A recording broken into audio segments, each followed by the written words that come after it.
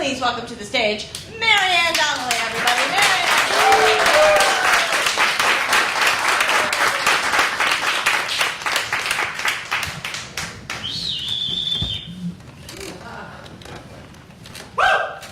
Hi. You like my jacket? My sister gave it to me. I look like a sofa. A lady came over and sat on me and said, "I didn't see you there." I lifted up my arm, a Cheeto fell out. The other day, Cousin Larry comes over to the house, searches me for loose change. I'm a widow, and at first I was bummed. But then I realized they'll never find the body.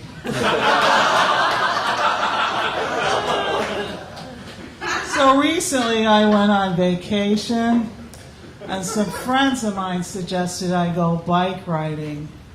I hadn't ridden a bike in years. But you know what they say, once you ride a bike, you'll never forget. Well, I forgot. Where did they get all these sayings anyway? Like, drunk as a skunk. When's the last time you saw a skunk pulled over by the cops taking a sobriety test? And what about once you go black, you'll never go back? Okay, that one's correct.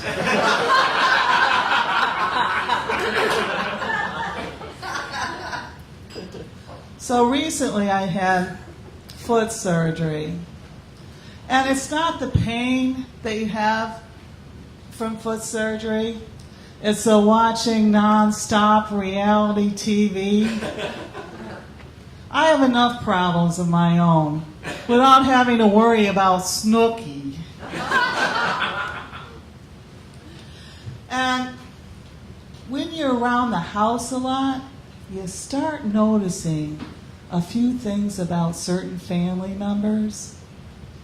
Like my cat is on crack. He keeps eating all my prescription drugs. And when I'm out of pain medication, every time I go down the stairs, he tries to trip me. And the postman won't deliver to our house because he says he doesn't deliver to cat crack houses.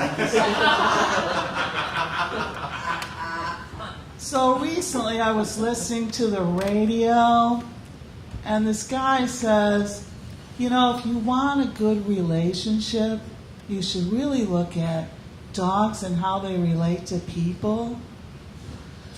So, because dogs are friendly, they're playful, they're very forgiving. So I went into this bar and saw this really hot guy.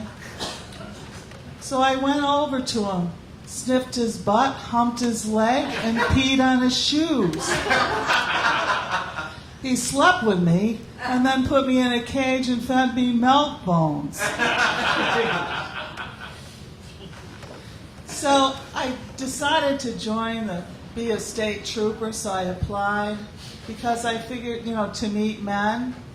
Because I figured you can always pull any guy you want over, frisk him, do a background check, and you have really good sex toys, like handcuffs and tasers.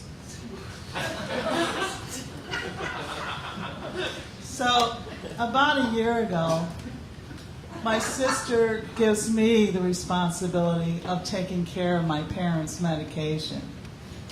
Me. Everybody knows I left my sister at the mall when she was 3. Okay, like that never happened to you. I picked her up when I saw her on the news. So anyway, my dad has Alzheimer's and he hallucinates, and my mom suffers from severe depression.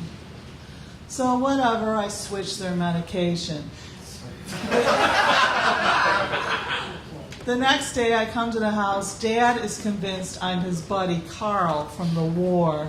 And my mom is having a breakdown because she's out of cornflakes. So whatever, then my mom dies. And my sister gives me the responsibility of taking care of the funeral arrangements. Have you ever tried to take care of a funeral arrangement? What a racket! I could have buried my mom in a 747 for less money. And then I finally picked out a casket, and the guy says, "Do you want a liner with that?" I said, at this point, I'll take a line of anything. So my dad has Alzheimer's, and he keeps forgetting that Mom's dead, so I have to remind him over and over again that Mom died, we buried her, we put her on Facebook. So recently I started online dating. You know, a lot of guys want someone to take care of them. I can't be a sugar mama. I can't even be a Splenda mama. And every time I go on a first date, the guy wants to sleep with me. I'm just a sexual magnet. I've got to tone this down. And ladies, you might get this. It always happens to me. Like when you're having sex and the guy will say, "Where did you learn that?" What does he expect me to say? Like whore school? Uncle Bob? National Geographic? So as you can tell, I'm an extreme sports athlete in a very dangerous sport, aging. A lot of people don't want to play because of the prize, death. Aging is the only sport that encourages drug use. A lot of people ask me, you know, what is the secret to your success? Low expectations. And you know when you're ready for the sport, when you have to warm up to get out of bed in the morning? When people are asking you where you're going to put who you're going to leave your stuff to? And there was a third thing, but I don't remember it. So, bye.